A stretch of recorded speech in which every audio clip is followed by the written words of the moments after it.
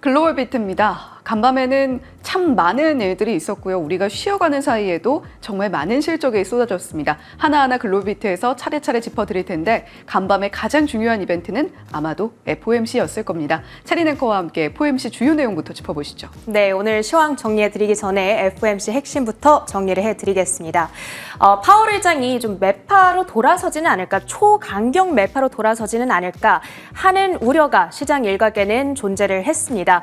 하지만 오늘 나온 FOMC 결과 그렇지 않았다라고 정리를 할 수가 있겠습니다.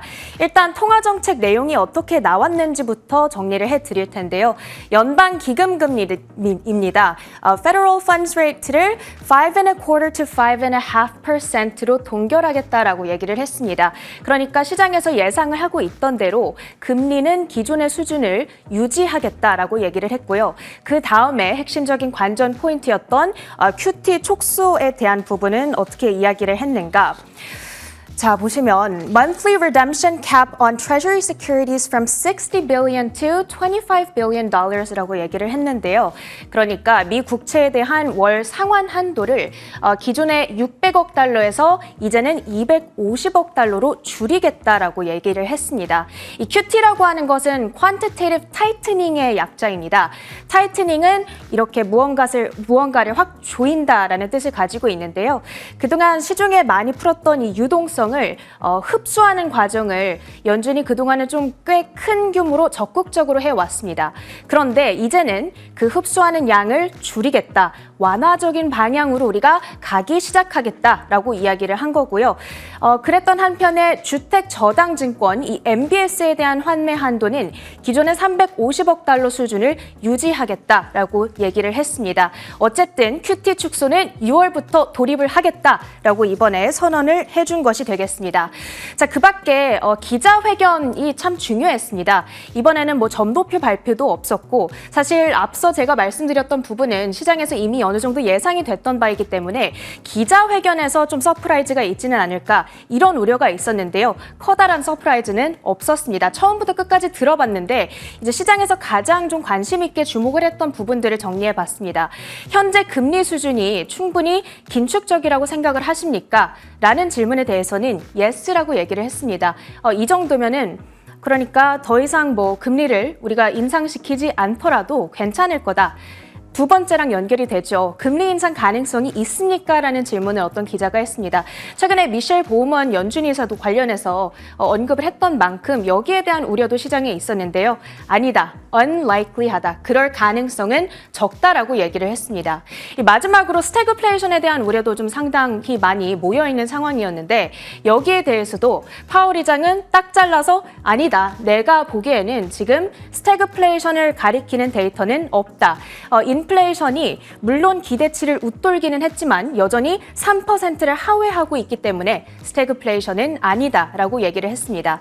이 기자회견에서 특히 이 두 가지 질문이 진행되는 동안에 시장은 상승폭을 좀 확대해 나가는 양상을 그렸는데요. 이 지수의 차트를 보면서 또 설명을 드리도록 하겠습니다. 시장은 일단 장중에 기자회견이 진행되는 동안에 환호를 하는 양상이었습니다. 안도를 하는 모습이었는데 그런데 이렇게 장 마감을 50분 앞두고 빠르게 하락으로 전환을 하는 모습이 또 나타나기도 했었죠. 그 이유가 도대체 뭐였을까를 생각을 해봤을 때 이 모건 스탠리에서는 이런 이야기를 합니다. 오늘 나왔던 FOMC가 사실상 크게 새로운 내용이 없었다. 그러니까 사실 아주 나쁜 거는 아니었지만 또 우리가 곰곰이 생각해보면 그렇게 대단히 좋을 것도 아니었다. 뭐 이런 해석이 나왔다라는 이야기인 건데요. 생각을 해보면 금리 인상 안 할 거야 라고 확실하게 세기를 박아주긴 했지만 그렇다고 해서 금리 인하를 언제 하겠습니다 라고 또 확실하게 얘기를 해주지도 않았기 때문에 여기에 대해서 막판에 이렇게 실망 매물이 좀 출회하지 않았나 이렇게 해석을 하고 있습니다. 섹터별 흐름 확인해 보도록 하겠습니다. 일단은 유틸리티와 커뮤니케이션 섹터가 그래도 장 막판 후반까지 이렇게 상승 탄력을 지켜낸 채 움직였고요. 기술주와 에너지 섹터는 이렇게 막판에 낙폭을 크게 확대해 나가는 모습이었습니다. 그 안에서 움직임을 주도했던 종목들을 정리해 봤는데요. 이 커뮤니케이션 섹터 내에서는 메타가 2%대 상승한 채 거래를 마쳤습니다. 최근에 좀 과도한 주가 조정이 있었다라는 인식과 함께 저가 매수세가 유입됐다라는 평가가 있고요.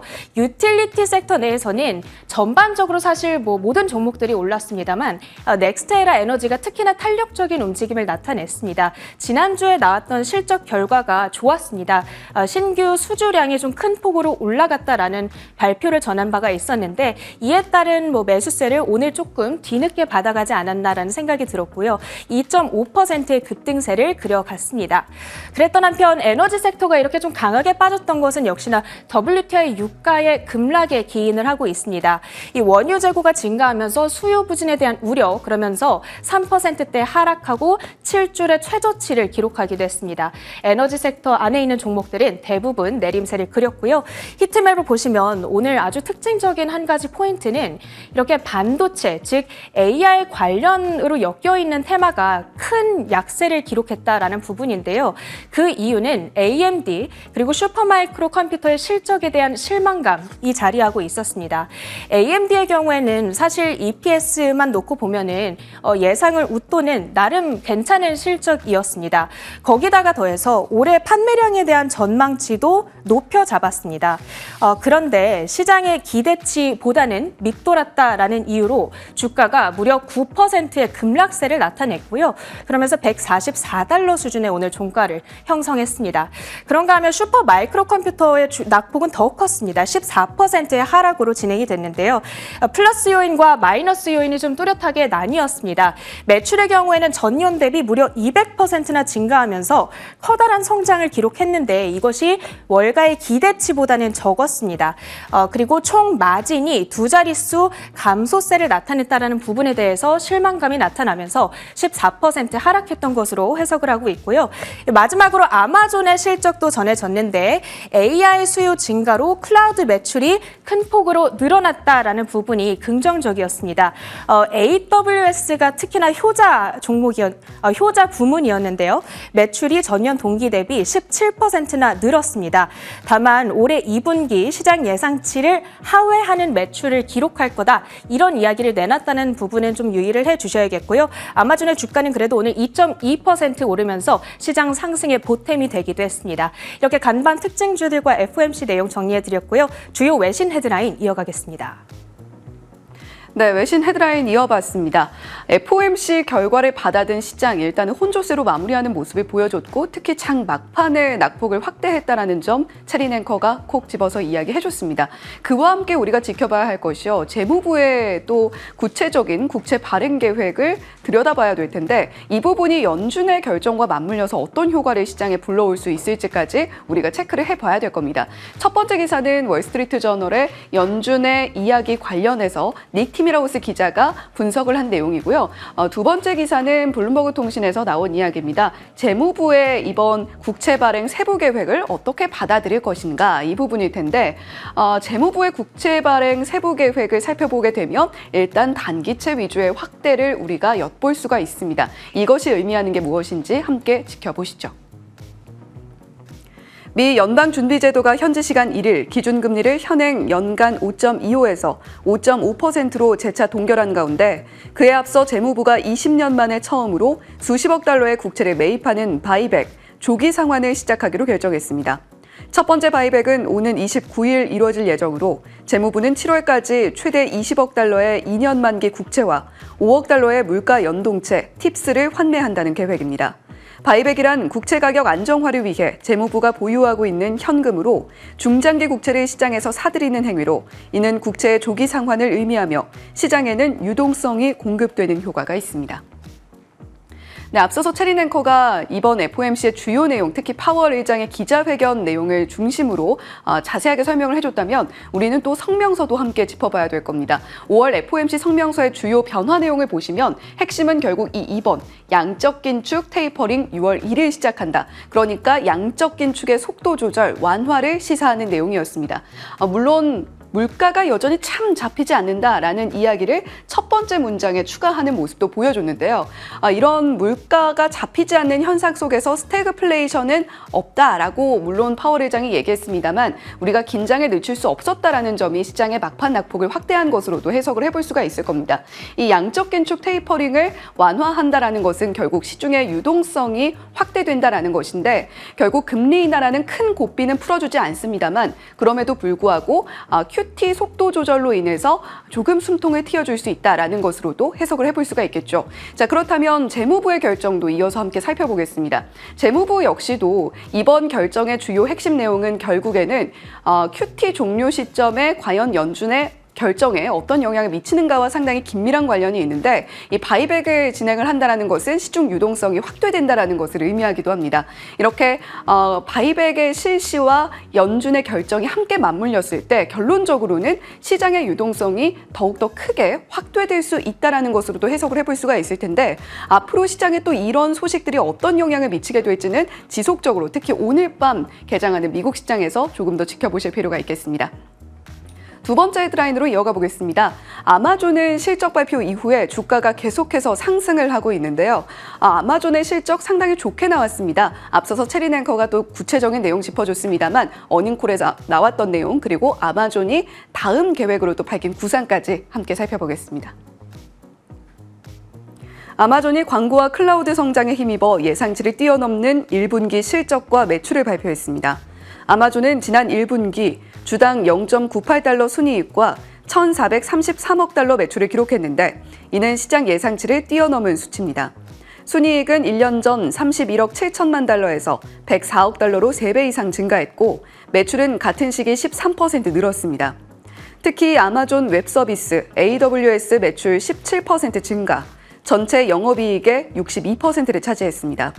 지난해 기업들이 클라우드 지출을 줄이면서 AWS 성장세는 둔화했지만 생성형 인공지능 AI 수요가 클라우드 부문 성장에 일조하고 있다고 아마존은 설명했습니다. 네, 이렇게 AWS 부문뿐만이 아니라 아마존이 그동안 해왔던 광고 쪽에서의 퍼포먼스도 여전히 좋았습니다. AWS 매출이 전년 동기 대비 17%, 광고 매출은 24% 증가했는데 아마존 실적 발표 이후에 가이던스에 대한 아쉬움이 좀 있었죠. 그런데 어닝콜을 통해서 이 부분이 왜 그렇게 나왔는지에 대한 구체적인 설명이 나왔다는 점이 아마존의 추가적인 주가 상승으로 이어졌다라고도 해석을 해볼 수가 있겠습니다. 지금 계속해서 AI 투자에 대한 이야기, 캐펙스 증대에 대한 이야기가 나오고 있는데 앞서서 메타가 그랬고 마이크로소프트가 그랬고 구글 알파벳이 그랬습니다. 아마존 역시도 마찬가지인데 인원 감축을 인해서 비용 절감이 꾸준히 이루어지고 있고 이러한 비용 절감 부분을 AI에 대한 재투자를 하고 있다. 그런데 그 비용이 상당히 크기 때문에 가이던스가 시장 예상보다는 조금 아쉽게 나왔다. 그렇지만 우리는 분명히 성과를 낼 것이다 라는 이야기로 가름을 했습니다. 그렇다면 아마존의 다음 스텝은 또 어떻게 설명이 될까요? 실적 발표 전에 공개를 했습니다. 생성 AI 챗봇 아마존 Q를 공개를 했는데요. 여러 가지 기능들이 함께 자리를 하고 있습니다. 이 아마존 Q가 아마존의 AI 부문의 성장세를 또 한 번 이끌어줄 수 있을지 한번 주목을 해보시면 좋겠습니다. 자, 다음 헤드라인입니다. 이번에는 슈퍼 마이크로 컴퓨터 이야기인데요. 아마존과는 상당히 사뭇 다른 표정을 계속해서 나타내고 있습니다. 차라리 이럴 거면 예비치 발표를 하지 그랬어 라는 이야기가 시장에서 나오고 있는데 대체 실적이 어떻게 나왔길래 주가가 하락을 면치 못하고 있는지 함께 살펴보시죠. 인공지능 열풍 수혜주로 꼽히는 데이터 서버 제조업체인 슈퍼 마이크로 컴퓨터가 양호한 실적 전망에도 시간외 거래에서 급락했습니다. 슈퍼 마이크로는 3월 말로 끝난 회계연도 기준 3분기에 주당 6.65달러의 조정 순이익을 기록했습니다. 이는 전문가 예상치인 5.78달러를 웃도는 수치입니다. 하지만 매출은 38억 5천만 달러로 시장 예상치인 39억 5천만 달러를 하회했습니다. 2024 회계연도 매출 전망치는 종전 143억에서 147억 달러에서 147억에서 151억 달러로 상향 조정했으며 이는 중간값 기준으로 전년보다 약 582% 증가할 것임을 의미합니다. 네, 슈퍼 마이크로 컴퓨터의 실적 발표 내용도 저희가 상세하게 들여다봐야겠죠. 사실 예비치 발표를 생략을 하면서 시장의 불안감을 굉장히 키웠던 슈퍼 마이크로 컴퓨터의 실적 발표입니다. 그런데 차라리 이 정도로 나왔으면 예비치를 발표를 하고 주가가 한 번만 빠져도 될 것을 이렇게 예비치 발표를 생략함으로써 두 번 연이어서 주가 하락을 면치 못하고 있는 모습이 참 아쉽다라는 평가도 나오고 있는데요. 일단 뭐 매출이라던가 주당 순이익 전반적으로는 나쁘지 않은 모습을 보여줬습니다. 올해 매출 전망도 상향했다라는 점이 주요할 만한 부분인데 다만 아쉬웠던 점은 시장의 예상치와 실제 발표된 부분을 짙은 점과 연한색 점으로 표현을 했는데요. 그에 살짝 못 미치는 예상치를 보여줬음에도 불구하고 이게 갭이 자꾸 커지고 있다는 부분, 그리고 슈퍼 마이크로 컴퓨터는 AI 수요에 굉장히 또 가늠자로 분류가 되고 있기 때문에 5월 22일 발표될 엔비디아의 실적에까지 영향을 미치는 것이 아니냐라는 불안감을 함께 키우고 있는 것으로 풀이가 됩니다. AMD 실적도 물론 우리가 함께 짚어봐야겠습니다만 AMD도 실적이 시장 기대에 못 미치는 수준으로 나타났기 때문에 슈퍼 마이크로 컴퓨터의 실적과 함께 맞물려서 반도체 하드웨어, 특히 AI 하드웨어 쪽에 불안감을 키우고 있는 것이죠. 저희 이 시간에도 말씀드린 바가 있습니다만 AI 하드웨어 쪽에서 AI 소프트웨어, 그러니까 아마존, 구글 알파벳, 마이크로소프트 같은 기업으로 눈을 돌릴 때다라는 이야기를 전해드린 적이 있는데 이 부분만 살펴보게 되더라도 실적 발표 이후에 AI 하드웨어 쪽의 어깨가 상당히 무거워졌다라는 것을 생각을 해볼 수가 있겠습니다. 계속해서 그 흐름 함께 지켜보시면 좋겠고요. 마지막으로 유가, 비트코인, 금 가격까지 함께 전해드리겠습니다. 유가는 $80 아래쪽으로 떨어졌는데 재고가 증가하고 있고 가자지구 휴전 추진하고 있는 부분이 영향을 미치고 있습니다. 비트코인은 $60,000 선이 깨지는 모습을 보여줬죠. 계속해서 하락세를 면치 못하고 있는 비트코인 가격인데 $56,000대까지도 떨어지는 모습을 보여줬습니다. 금 가격도 이어서 함께 살펴보시면요. 금과 은 가격이 동시에 오르는 모습을 보여줬는데 전일 같은 시간 대비 1%대 오름폭을 보여주고 있습니다. 하지만 사상 최고치를 경신해냈던 흐름보다는 상당히 아래쪽에서 움직이면서 금 가격 기준으로 $2,310 선에서 움직임 나타내고 있다는 점도 참고해 보시면 좋겠습니다. 글로벌 비트 전해드렸습니다.